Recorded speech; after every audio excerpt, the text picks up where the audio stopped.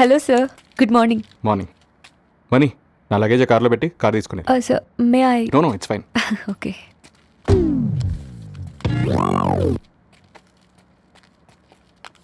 కొత్త డ్రైవరా? చాలా స్టైలిష్గా ఉన్నాడు. ఇంతకీ మీ బాస్ ఎక్కడ? ఆయనే సార్ మా boss.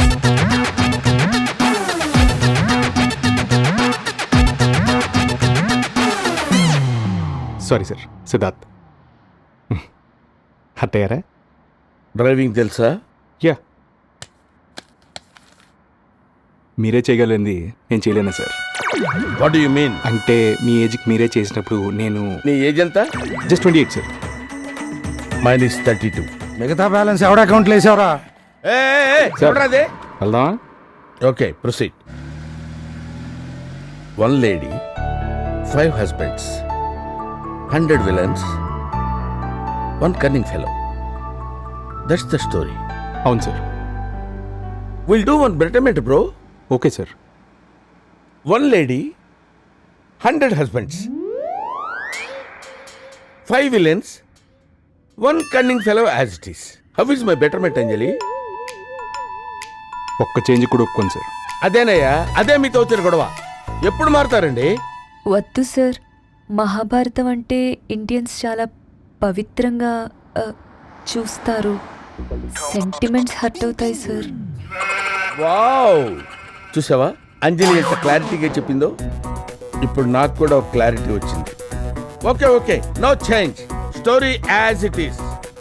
Let us discuss about casting. Okay sir. ధర్మరాజుగా నాగార్జున గారు, భీముడిగా ప్రభాస్ గారు, అర్జునుడిగా జూనియర్ ఎన్టీఆర్ గారు, నకులుడిగా నాని గారు, సహదేవుడిగా శర్వానంద్ గారు, ద్రౌపదిగా దీపికా పడుకుని. పడుకోనే ఇంకా నయం, కూర్చోవడం నిలబడటం అన్నావు కాదు. పడుకొని అయినా న్యూ కమర్స్ ఎందుకు ఇంట్రడ్యూస్ చేయాలనుకుంటున్నారు? సార్ సార్ వాళ్ళందరూ ఇక్కడ పెద్ద స్టార్ సార్. ఓ ఇక్కడ వాళ్ళని పెడితే రూపాయలు వస్తాయి కానీ డాలర్స్ రావు. డాలర్స్ రావాలంటే క్యాస్టింగ్ ఎలా ఉండాలో తెలుసా? ధర్మరాజుగా డేంజల్ వాషింగ్టన్, భీముడుగా బ్రూస్ విల్లిస్, అర్జునుడిగా యాంటోనియో బ్యాండ్రస్,